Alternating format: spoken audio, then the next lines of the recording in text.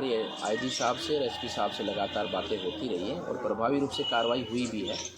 और जिन जिन लोगों ने इस अपराध के अंदर जिनकी भूमिका है, प्रत्यक्ष या अप्रत्यक्ष रूप से सभी लोग आइडेंटिफाई ज़्यादातर तो हो भी चुके हैं, लेकिन आगे से आगे जो कड़ियाँ जुड़ेंगी सबको गिरफ्तार किया जाएगा और सबको की एक ही सज़ा मिलेगी। और जहाँ पर ये काम होता था, जहाँ पर गोकशी होती थी, उस क्षेत्र को भी कब्जा मुक्त करा दिया गया है और भविष्य में ऐसी घटनाएं हमारे क्षेत्र में ना हो, इसके लिए आगामी रूप से भी सभी प्रबंध किए जा रहे हैं। क्योंकि पुलिस प्रशासन की देखिए, हमें अतिरिक्त पुलिस बल की आवश्यकता है, साधनों की आवश्यकता है और वो सब डिमांड पहले भी सरकार को हम भेज चुके हैं, ऐसा नहीं है कि अभी भेजी है।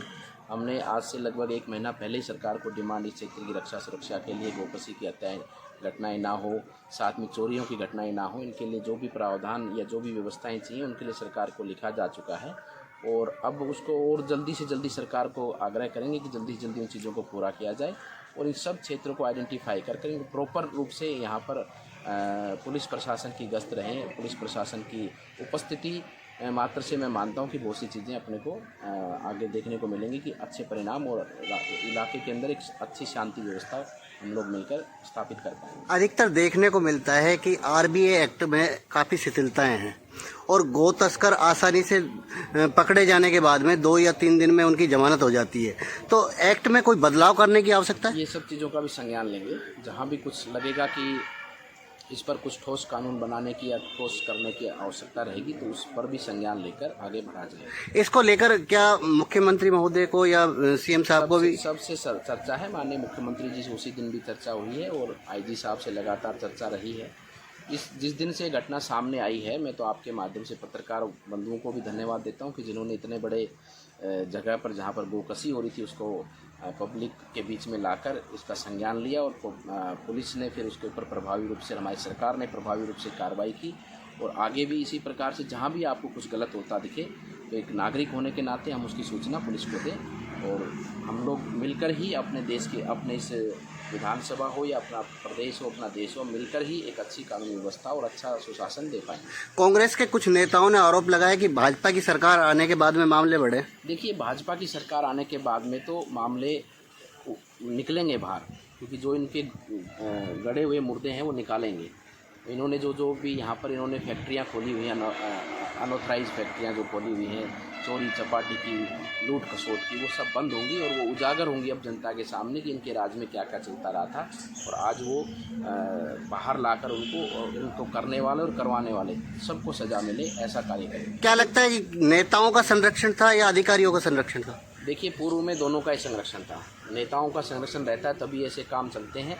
उस समय के यहाँ के नेता जो चाहे आज हों चाहे उस समय भी थे, और पूरी कांग्रेस सरकार का संरक्षण था, तभी ये सब चीज़ें पनपी अपने क्षेत्र में और तभी ये सब चीज़ें आगे बढ़ी। और अब किसी का संरक्षण नहीं मिलेगा, अब केवल संरक्षण कानून का है और कानून की जनता के लिए संरक्षण है और कानून का पूरी व्यवस्था के साथ में इन चीज़ों पर सख्ती से कार्य होगा। अभी किन किन अधिकारियों से आपकी बात हुई है? एसपी साहब हैं, यहाँ के डिप्टी हैं, एसएचओ हैं, सभी अधिकारी, किशनगढ़ थाना के सभी अधिकारी उपस्थित हैं, किशनगढ़ इस क्षेत्र के सभी उपस्थित हैं और आगे क्या क्या कार्रवाई में डेवलपमेंट है और कैसे कैसे कार्रवाई आगे बढ़ रही है, कुछ आगे किस तरह के हमें प्रावधान या कदम उठाने उन पर भी चर्चा हुई। अभी तक 9 आरोपी पकड़े गए हैं, कुल 22 व्यक्तियों को चिन्हित किया है, बाकी 13 शेष जो बचे हैं, कब तक उम्मीद है, कब तक? जल्दी ये सब चीज़ें आइडेंटिफाई, कोई नहीं बचेगा और ये 22 हैं टोटल। मैं मानता हूँ कि ये संख्या 40-50 तक पहुँचेगी। Thank you. दो तरफ हमारा एक्शन चल रहा था। एक तो जो हमारे क्रिमिनल्स हैं, इस केस के अंदर हमारे वांटेड हैं, उनके पीछे हमारी टीमें लगातार लगी हुई हैं। तो रात तक हमने 9 आरोपियों को अरेस्ट कर लिया है और 6 से ज़्यादा टीमें हमारी फील्ड में काम कर रही हैं अरेस्टिंग में। दूसरी साइड ये जो लोग इसमें इन्वॉल्व थे, इन्होंने सरकारी जमीन पर कब्जा किया हुआ था। उस सरकारी कब्जे को कल शाम तक हमने पूरा वहाँ से कब्जा हटा दिया है। अनऑथराइज जो कंस्ट्रक्शंस थे, बोरवेल्स थे, कनेक्शन थे, वो सारा एरिया वहाँ से क्लीन कर दिया गया है। और अब नेक्स्ट फेज में उस एरिया के अंदर हम अभी एक चौकी प्लान कर रहे हैं, एक टेम्प्रेरी चौकी वहाँ पे हम एस्टैब्लिश करेंगे और बाकी जो मुलजिम फरार हैं उनके पीछे हमारी टीमें लगी, हम उनको जल्दी कवर करेंगे। हम भी सरल लें, हमको छोड़ेंगे नहीं, टीमें हमारी लगातार पीछे हैं।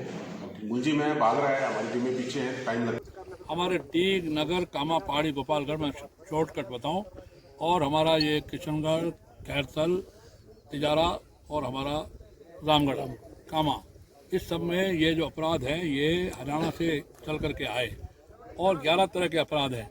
11 तरह के अपराधों में सबसे पहला प्राथमिकता दूंगा तो गोकशी गोतस्करी, सोने की ईंट और सोने के नकली मोहरें, अवैध खनन और बहन बेटियों को छेड़छाड़ और इसके साथ में साइबर क्राइम। और अब जो ड्रग्स हैं, अवैध ड्रग्स की सप्लाई, जो सिरप हम पीते हैं खांसी में उसमें पेन है वो, यानी कई तरह के अपराधों का गढ़ है ये मेवात। और इस मेवात के बच्चे बहुत पढ़े लिखे नहीं हैं। जो पकड़े गए हैं हैदराबाद, कलकत्ता, वर्धमान और सिकंदराबाद, वो सारे लगभग अनपढ़ है, कोई भी 10वीं पास नहीं है, 8वीं 5वीं 7वीं। किस ढंग से ये नृत्य विद्या इन्होंने सीखी, कहाँ से सीखी, यह आप लोग आश्चर्य करेंगे।